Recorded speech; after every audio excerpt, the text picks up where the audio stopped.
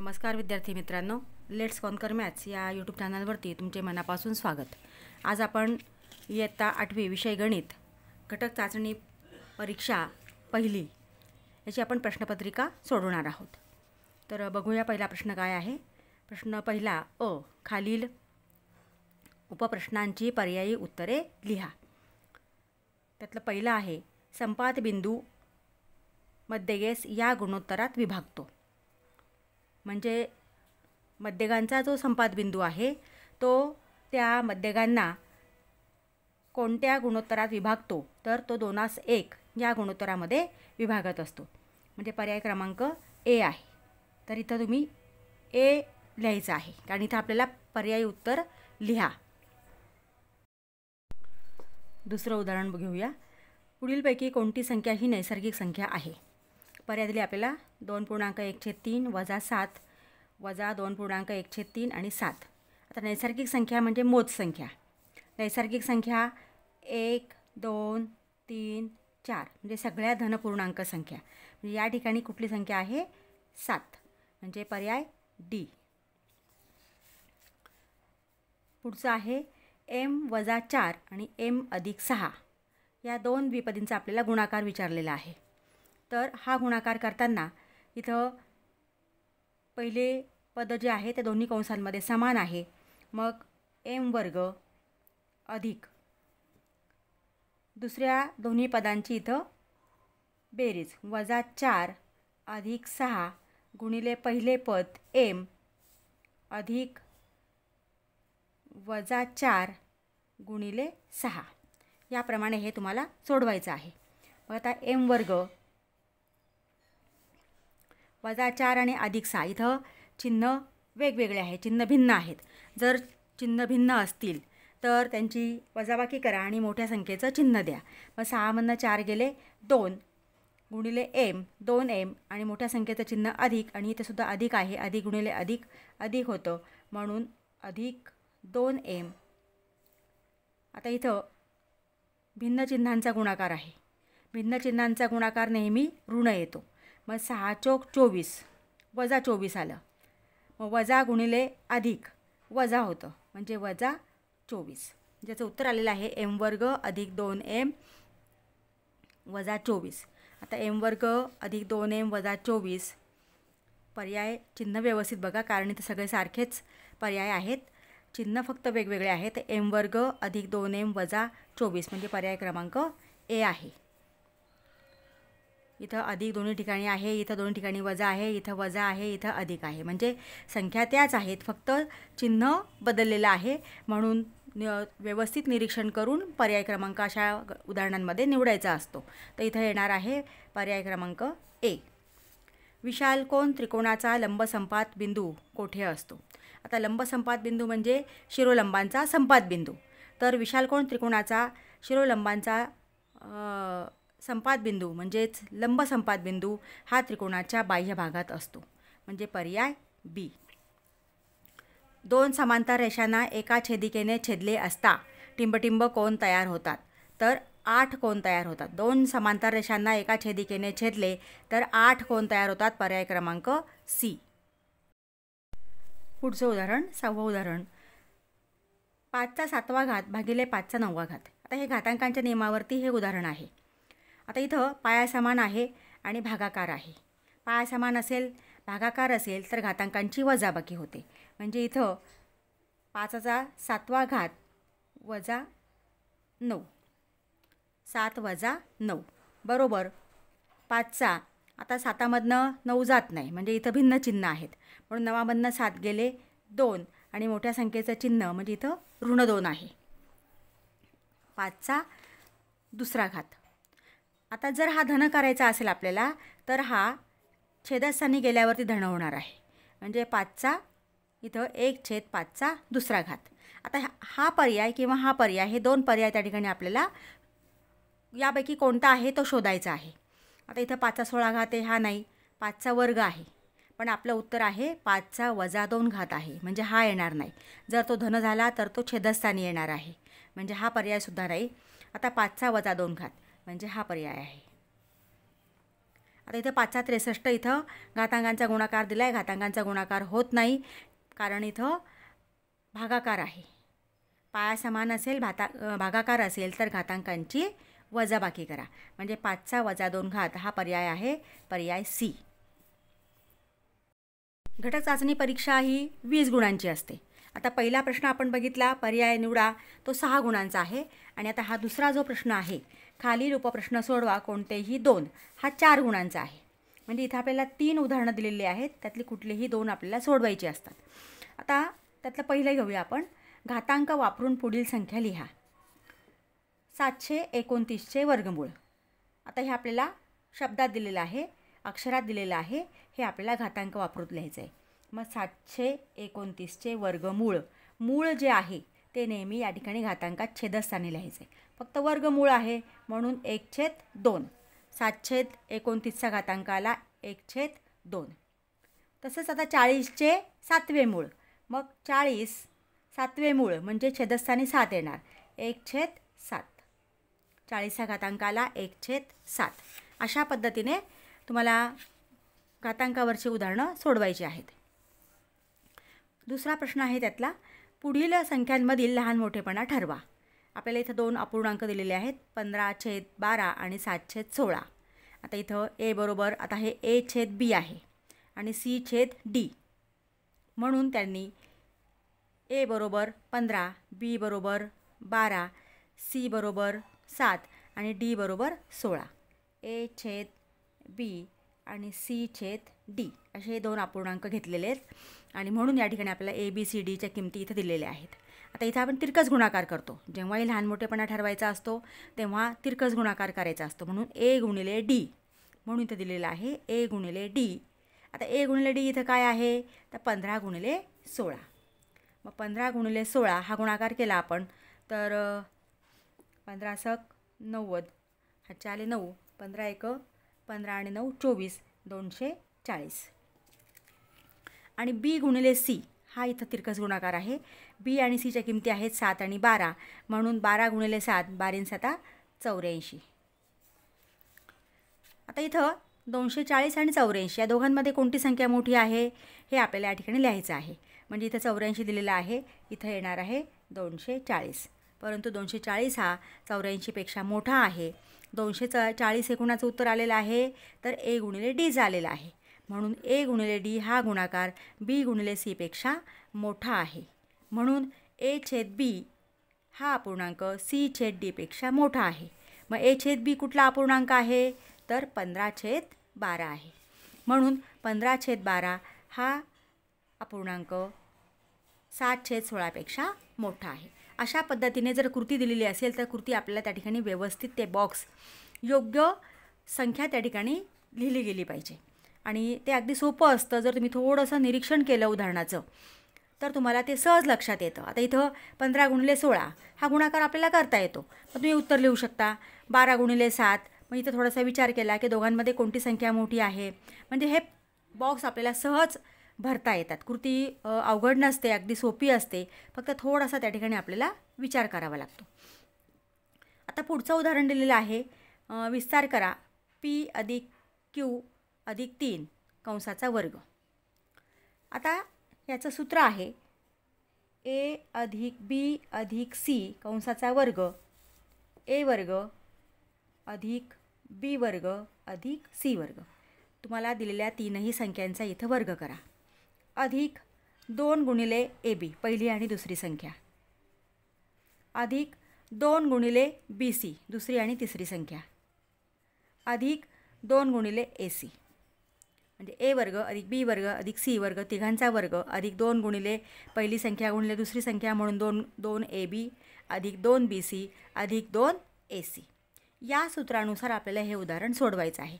आता हे सूत्र तुम्हाला उदाहरण सोडवताना लिहायची गरज नाही. फक्त हे तुम्हाला समजण्यासाठी की या ठिकाणी कोणतं सूत्र वापरलेलं आहे हे समजण्यासाठी मी या ठिकाणी सूत्र लिहिलेलं आहे.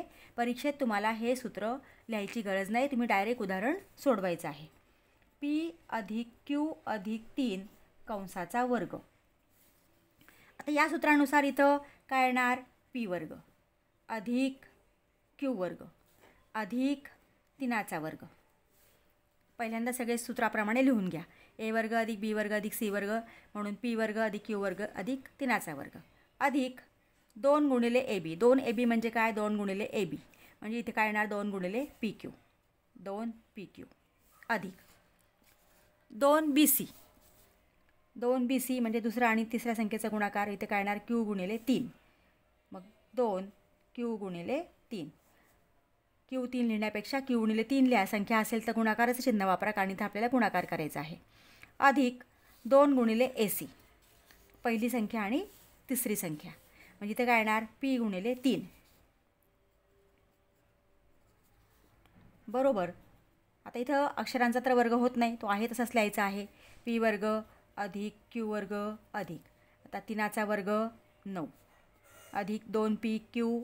तो गुणाकार आहे तसाच, कारण इथं संख्या नाही आहे. आता इथं 2 पी गुणिले 3 आहे म्हणजे या संख्यांचा गुणाकार करा. 2 6 आणि क्यू आहे तसाच अधिक इथं पण 2 पी गुणिले 3 आहे म्हणून 3 दुणे 6 पी. आता हे तुम्ही असंच ठेवलं तरी चालतं आहे, किंवा इथं सगळे चलांचे जे पदं आहेत ते आधी प्रथम लिहून घ्या आणि नंतर स्थिर संख्या शेवटी लिहा. पी वर्ग अधिक क्यू वर्ग अधिक 2 पी क्यू अधिक 6 क्यू अधिक 6 पी आणि हा 9 शेवटी लिहिला. अशा पद्धतीने हे विस्तार करा सूत्र वापरून आपल्याला उदाहरणं सोडवावे लागतात.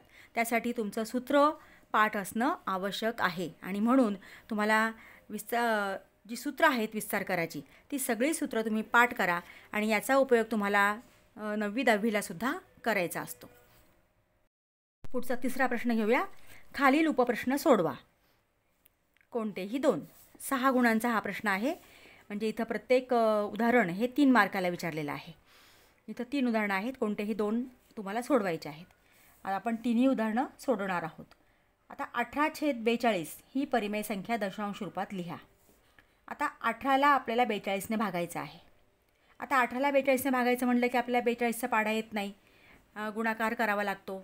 म्हणून आपण जर इथं भाग जात असेल एखाद्या संख्येने दोन्ही संख्यांना अंश आणि छेदाला, तर भाग देऊन ती संख्या सममूल्य अपूर्णांक तयार करून घ्या. लहान सममूल्य अपूर्णांक तयार होतो आणि मग तिथं आपल्याला सहज भागाकार करता येतो.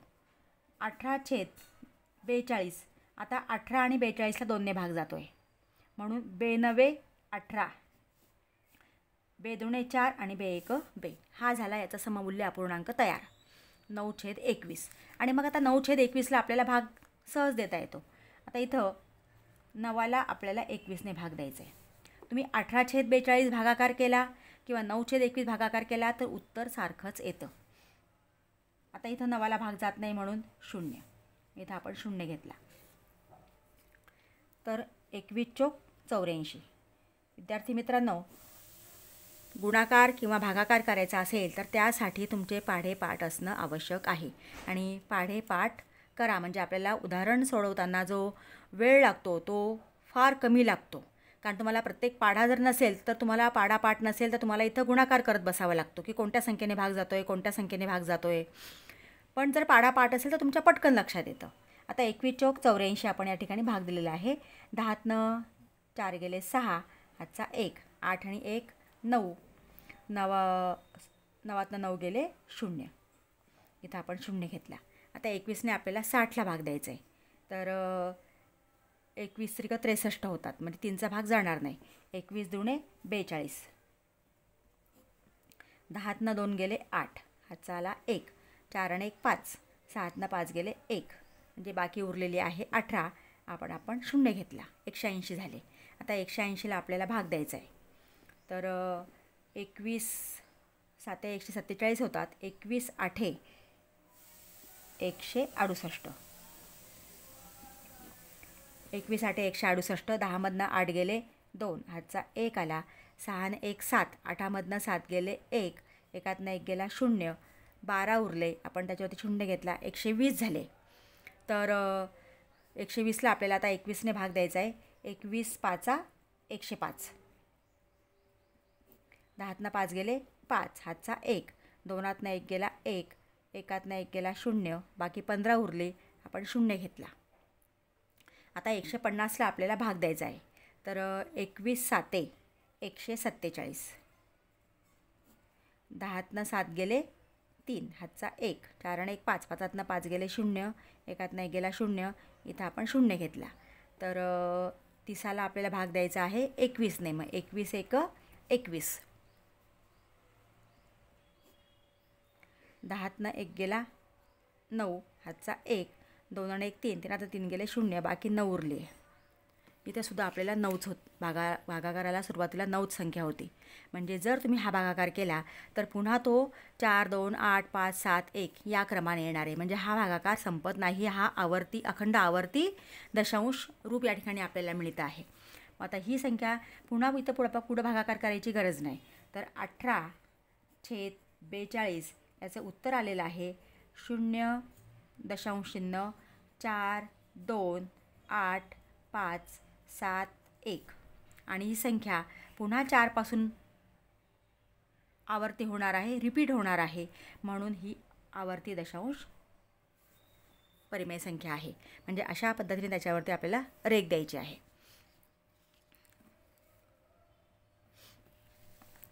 आता दुसरं उदाहरण आहे 5832चे घनमूळ काढा. मग इथं आपण आता दुसरं उदाहरण इथं सोडवूया. 5832चं आपल्याला घनमूळ काढायचं आहे. एकक स्थानी 2 आहे, म्हणजे याला 2ने भाग जाणार आहे. कसोट्या वापरा. कसोट्या वापरला की पटकन लक्षात येतं. 2 दुणे 5ला आपण भाग देतोय. 2 दुणे 4, 5मधनं 4 गेले 1 उरला, 8 घेतले 18 झाले. 2 9 18. आता आपण 3ला भाग देतोय. 2 1 2, 1 उरला, 2 घेतले 6 झाले. 2 सक 12. म्हणजे इथं पुन्हा एकक स्थानी 6 आहे, म्हणजे 2ने भाग जाणार आहे. 2 1 2, 2 चौक 8, 9मधनं 8 गेले 1 उरला, 1 घेतला 11 झाले. 2 पंचे 10, 1 उरला, 6 घेतले. 2 8 16. पुन्हा आपण 2ने भाग देऊया, कारण इथे एकक स्थानी 8 आहे. 2 7 14, 2 दुणे 4, 5मधनं 4 गेले 1 उरला, 8 घेतले आपण 18 झाले. 2 9 18. आता इथं 7 आणि 2 9, 9 18, म्हणजे इथं 3ने भाग जातोय.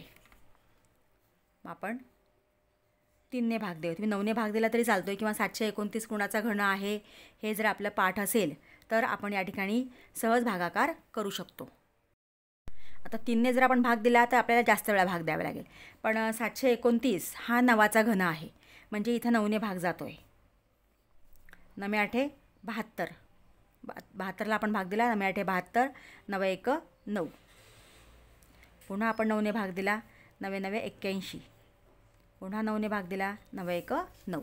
म्हणजे या ठिकाणी 5832चे आपल्याला 2 गुणिले 2 गुणिले 2, 9 गुणिले 9 गुणिले 9 या प्रकारे आपल्याला हे गुणाकाराच्या रूपात अवयव मिळालेले आहेत. आता याचं आपल्याला घनमूळ काढायचं आहे. मग घनमूळ काढताना घनमुळाच्या चिन्हामध्ये ही संख्या लिहा. 5832. इथं घनमूळ काढायचं आहे म्हणून इथं 3 लिहायचा, आणि 3 3च्या ऐवजी 1 1 संख्या लिहायची आहे, 3चा गट. कारण आता तुम्हाला माहिती आहे की 2चा घन 8 येतो, कारण 2चा 3 वेळा आपण गुणाकार केला की 8 येतं, आणि 8चं घनमूळ हे 2 येतं. म्हणून या ठिकाणी ह्या 3 3च्या गटाबद्दल 1 1 संख्या घ्या. इथं 2 घेतला आपण, आणि इथं या गटाबद्दल आपण 1 संख्या 9 घेतली. तर 5832चं घनमूळ आपल्याला मिळत आहे 9 दुणे 18. म्हणजे जर तुम्ही 18 गुणिले 18 गुणिले 18 केलं तर तुम्हाला 5832 ही संख्या मिळणार आहे. म्हणजेच 5832चं घनमूळ आहे 18. उदाहरण घेऊया. तिसरं उदाहरण. त्रिकोण XYZ हा एक काटकोन त्रिकोण काढा. त्याच्या मध्यगा काढा व संपात बिंदू Gने दाखवा. म्हणजे आपल्याला एक काटकोन त्रिकोण काढायचा आहे. त्या त्रिकोणाचं नाव आहे XYZ. आता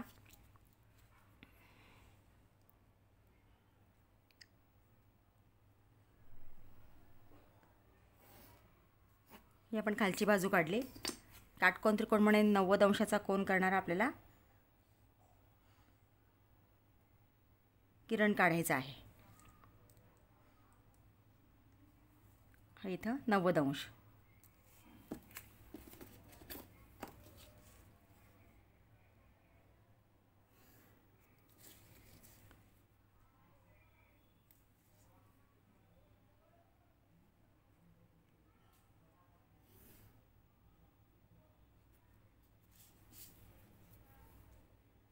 हा त्रिकोण एक्स वाय झेड. आता याचा आपल्याला मध्यगा काढायचे आहेत. मध्यगा काढण्यासाठी मध्यबिंदू, प्रत्येक बाजूचा मध्यबिंदू आवश्यक आहे. मध्यगा म्हणजे काय की त्रिकोणाचा कोणताही शिरोबिंदू आणि त्याच्या समोरच्या बाजूचा मध्यबिंदू जोडणाऱ्या रेषाखंडाला मध्यगा म्हणतात. म्हणजे आपल्याला एक्सपासून जर मध्यगा काढायची असेल तर वाय झेडचा आपल्याला मध्यबिंदू पाहिजे. मग मध्यबिंदू काढण्यासाठी आपल्याला लंबदुभाजक काढणं आवश्यक आहे. मग इथं आपण प्रत्येक बाजूचा म्हणजे या त्रिकोण एक्स वाय झेडच्या प्रत्येक बाजूचा लंबदुभाजक प्रथम काढून घेऊया. आता इथं लंबदुभाजक काढताना त्या रेषाखंडाच्या किंवा त्या बाजूच्या निम्म्यापेक्षा जास्त अंतर कंपासमध्ये घ्या आणि खालती आणि वरती किंवा त्या रेषाखंडाच्या दोन्ही बाजूला कंस काढा.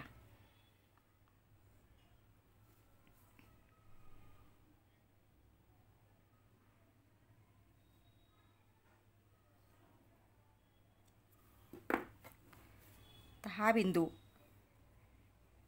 आणि हा बिंदू हे दोन बिंदू जोडले की आपल्याला बाजू वाय झेडचा लंबदुभाजक मिळतोय.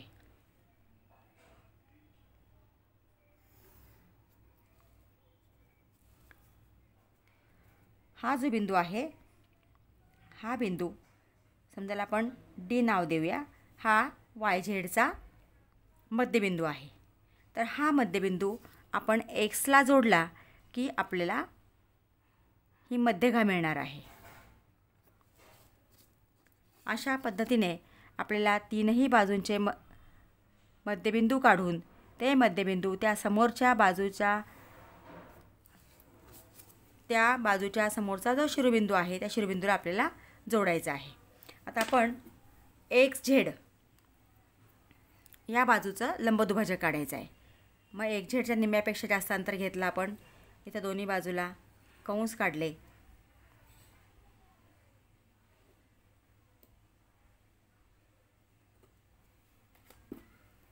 ते कंसाचे छेदनबिंदू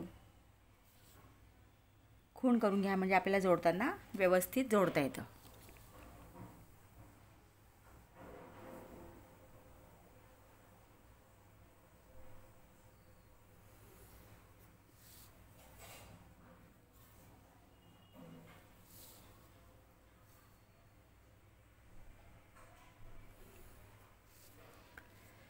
हा जो बिंदू आहे आपण याला ई नाव देऊया. हा एक झेडचा लंबदुभाजक या ठिकाणी छेदलेला आहे. याला आपण ई नाव दिलं. हा मध्यबिंदू आहे बाजू एक झेडचा. मग हा बिंदू आपण वायला जोडला की ती आपल्याला मध्यगा त्या ठिकाणी मिळते.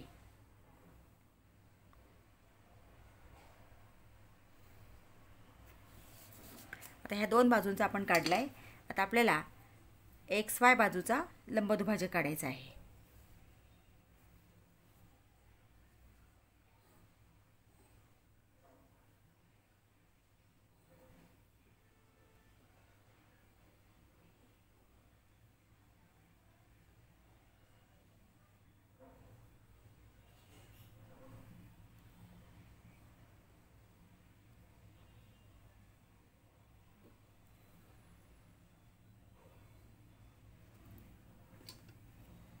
हा जो बिंदू आहे हा बिंदू आपल्याला या बिंदूला जोडायचा आहे. म्हणजे आपल्याला एक्स वायचा लंबदुभाजक मिळणार आहे.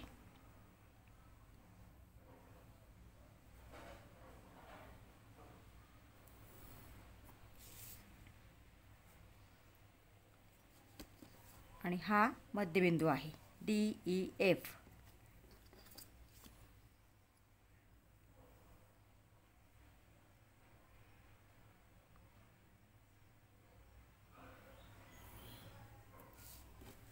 हा जो बिंदू आहे हा मध्यगांचा संपात बिंदू आहे आणि याला नाव द्यायचं आहे आपल्याला जी. अशा पद्धतीने आपण काटकोन त्रिकोणांचा आपण मध्यगा संपात काढला किंवा मध्यगांचा संपात बिंदू काढला. तसंच आपल्याला लघुकोन त्रिकोणाचाही काढता येतो आणि विशालकोन त्रिकोणाचाही काढता येतो. फक्त मध्यगा संपात तुम्हाला काढायचा असेल किंवा मध्यगांचा संपात बिंदू काढायचा असेल तर त्या बाजूंचे प्रथम लंबदुभाजक काढा. लंबदुभाजक काढल्यानंतर तुम्हाला इथं त्या बाजूंचे मध्यबिंदू मिळतात आणि तो मध्यबिंदू त्याच्या समोरचा शिरोबिंदू जोडून मध्यगा काढा आणि त्या तीनही मध्यगा एक संपाती असतात. पुढचा 14 प्रश्न घेऊया. त्यातलं पहिलं गणित आहे, खालील उपप्रश्न सोडवा कोणताही एक. इथे 2 गणितं दिलेली आहेत, त्यातलं आपल्याला एक उदाहरण सोडवायचं आहे. 4 गुणांचा हा प्रश्न आहे. पुढील आकृतीत रेषा P समांतर रेषा Q आहे. रेषा P आणि रेषा Q या समांतर रेषा आहेत आणि रेषा T आणि रेषा S या 2 छेदिका आहेत. इथं 2 कोनांची मापं आपल्याला दिलेली आहेत आणि त्याच्यावरनं आपल्याला कोन X आणि Y या 2 कोनांची मापं आपल्याला काढायची आहे. आता हे सोडवण्यासाठी रेषा P समांतर रेषा Q, रेषा P समांतर रेषा Q आहे आणि रेषा T ही आपण छेदिका घेतलेली आहे व रेषा T ही छेदिका आहे.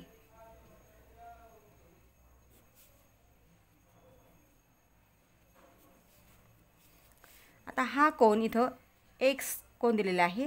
हा कोन आणि हा कोन हे 2 संगत कोन आहेत. म्हणजे या कोणाचं मापसुद्धा 1 अंश आहे. कारण समांतर रेषा असतील तर होणारे संगत कोन हे एकरूप असतात. म्हणजे या कोणाचं माप आणि या कोणाचं माप समान असणार आहे. या कोणाचं मापसुद्धा आपण या ठिकाणी X घेतलेलं आहे. मग आता 40 आणि X हे जे 2 कोन आहेत हे रेषीय जोडीतील कोन आहेत आणि रेषीय जोडीतील कोनांची बेरीज ही 180 अंश असते. म्हणून X अधिक 40 बरोबर 180 अंश.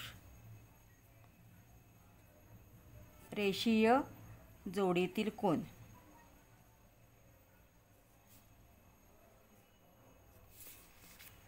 आता हे समीकरण आपण सोडवूया. X बरोबर 180 हा 40 इकडे येताना वजा होणार आहे, वजा 40. मग X बरोबर 180 मधनं 40 गेले 140 अंश. म्हणजे कोन X माप जे आहे ते 140 अंश आहे. आता आपण वायचं माप काढूया. वायचं माप काढण्यासाठी हा कोन आणि हा कोन हे विरुद्ध कोन आहेत आणि विरुद्ध कोनांची मापं समान असतात. म्हणजे या ठिकाणी या कोणाचं मापसुद्धा 70 अंश आहे आणि हा वाय कोन आणि हा 70 हे आंतरकोन आहेत. रेषा P समांतर रेषा Q आणि छेदिका आपण S घेतली तर Y आणि 70 हे आंतरकोन आहेत आणि आंतरकोनांची बेरीजसुद्धा 180 अंश असते. त्याच्यावरून आपल्याला हे समीकरण तयार करता येईल आणि आपल्याला वायचं माप काढता येईल. मग आता रेषा P समांतर रेषा Q,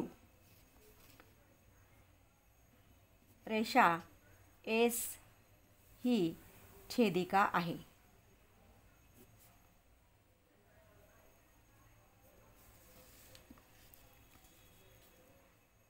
कोन Y अधिक 70 अंश बरोबर 180. आंतरकोन, कारण हे आंतरकोन आहेत म्हणून त्यांची बेरीज 180 अंश आहे. मग कोन Y बरोबर 180 वजा 70 अंश. 180 मधनं 70 गेले 110 उरतात. म्हणजे कोन Yचं माप आपल्याला मिळालेलं आहे 110 अंश. अशा पद्धतीने समांतर रेषांच्या गुणधर्मावरती कोणतंही उदाहरण आलं तर आपल्याला ते सहज सोडवता येतं. आता पुढचं गणित घेऊया. सरळ रूप द्या. 2a अधिक b कंसाचा घन वजा 2a वजा b कंसाचा घन. दुसरं उदाहरण 2a अधिक b कंसाचा घन वजा 2a वजा b कंसाचा घन. आता या ठिकाणी आपल्याला a अधिक b कंसाचा घन हे सूत्र वापरावं लागणार आहे. आता हे सूत्र तुम्हाला उदाहरण सोडवताना लिहायची गरज नाही, फक्त तुम्हाला समजावून देण्यासाठी मी इथे हे सूत्र लिहिते आहे. याचं सूत्र आहे a घन अधिक 3a वर्ग b अधिक 3ab वर्ग अधिक b घन. कारण या ठिकाणी 2a अधिक b म्हणजे इथं आपल्याला a अधिक b हे सूत्र वापरावं लागणार आहे आणि इथं a वजा b. a वजा b कंसाचा घन याचं सूत्र पण तेच आहे, फक्त चिन्हांमध्ये थोडासा बदल आहे. a घन वजा 3a वर्ग b अधिक 3ab वर्ग वजा b घन. जेव्हा इथं अधिक चिन्ह असतं तेव्हा सगळी पदं धन असतात. इथं ऋण चिन्ह असतं तेव्हा एकानंतर एक धन ऋण असतात. इथं धन पहिलं पद धन ऋण धन ऋण याप्रमाणे लक्षात ठेवा. म्हणजे तुम्हाला या सूत्रांवरती आधारित आता आपल्याला हे उदाहरण सोडवायचं आहे. मग 2a अधिक b म्हणजे पहिलं सूत्र आपल्याला या ठिकाणी वापरावं लागणार आहे. बरोबर 2a हा a आहे म्हणजे 2aचा घन a घन अधिक 3 गुणिले 2aचा वर्ग 3a वर्ग b म्हणजे 2aचा वर्ग गुणिले b अधिक 3 गुणिले 2a गुणिले bचा वर्ग 3ab वर्ग अधिक b घन. हे पहिल्या द्विपदीचं आपण या ठिकाणी विस्तारित रूप लिहिलेलं आहे.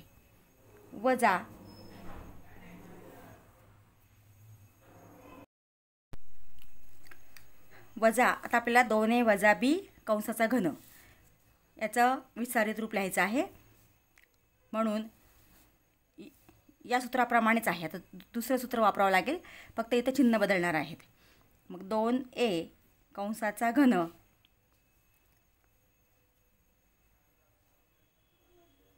वजा 3 गुणिले 2aचा वर्ग गुणिले b. इथं आपण आधी घेतलं, इथं वजा घेतला. तर तिसरं पद आहे धन अधिक 3 गुणिले 2a गुणिले bचा वर्ग आणि वजा bचा घन.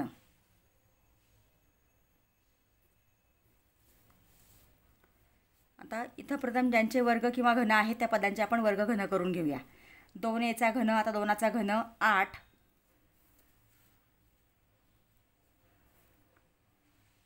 aचा घन a घन 8a घन अधिक 3 गुणिले 2aचा वर्ग 4a वर्ग गुणिले b अधिक 3 गुणिले 2a गुणिले bचा वर्ग अधिक bचा घन.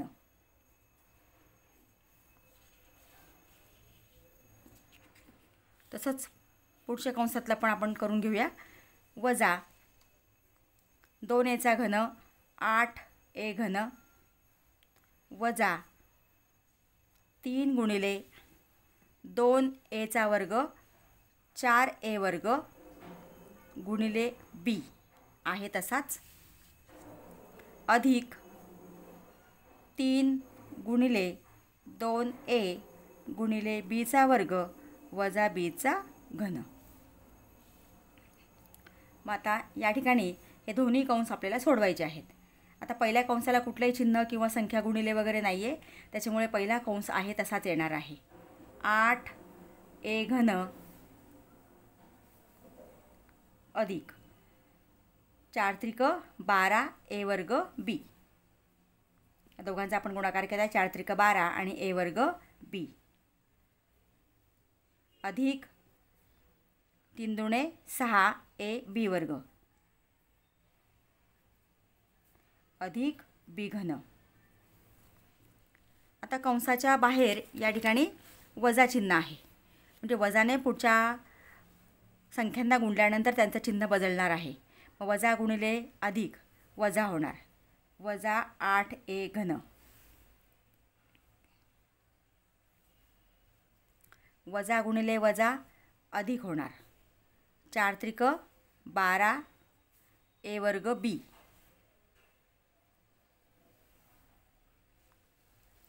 अधिक 3 दुणे 6. आता हा अधिक आहे, इथं वजाने आपल्याला गुणायचे. वजा गुणिले अधिक वजा होणार, 3 दुणे 6 a b वर्ग. आणि हा वजा गुणिले वजा अधिक होणार बी घन. आता या ठिकाणी आपल्याला जी पदं समान आहेत, ज्या संख्या समान आहेत परंतु चिन्ह त्यांचं भिन्न आहे, म्हणजे अधिक 8a घन, अधिक 8a घन आणि वजा 8a घन, अधिक 8a घन आणि वजा 8a घन हे समान संख्या आहेत, परंतु त्यांचं चिन्ह भिन्न आहे, म्हणजे त्यांची या ठिकाणी वजाबाकी होणार आहे 0. म्हणजे 8a घन वजा 8a घन 0 होणार. तसंच आता 6ab वर्ग हा धन आहे आणि हा 6ab वर्ग हा ऋण आहे, हे दोन्हीसुद्धा कॅन्सल होतील. आता शिल्लक काय राहिले आहे बघा, हे दोन्ही धन आहेत, त्याच्यामुळे इथं यांची वजाबाकी होणार नाही. मग 12a वर्ग b आणि 12a वर्ग b, 12a वर्ग b आणि 12a वर्ग b यांची बेरीज होते 24a वर्ग b. आणि b घन अधिक b घन यांची बेरीज होते 2b घन. म्हणजे याचं सरळ रूप आलेलं आहे 24a वर्ग b अधिक 2b घन, हे उत्तर आलेलं आहे. विद्यार्थी मित्रांनो, तुम्ही अजूनही चॅनलला नवीन असाल, चॅनलला सबस्क्राईब केलं नसेल तर प्लीज चॅनलला सबस्क्राईब करा, बेल आयकॉन प्रेस करा, म्हणजे पुढच्या व्हिडिओचे नोटिफिकेशन्स तुम्हाला मिळतील. व्हिडिओला लाईक करा आणि व्हिडिओ आपल्या मित्रांना शेअर करा. थँक्यू.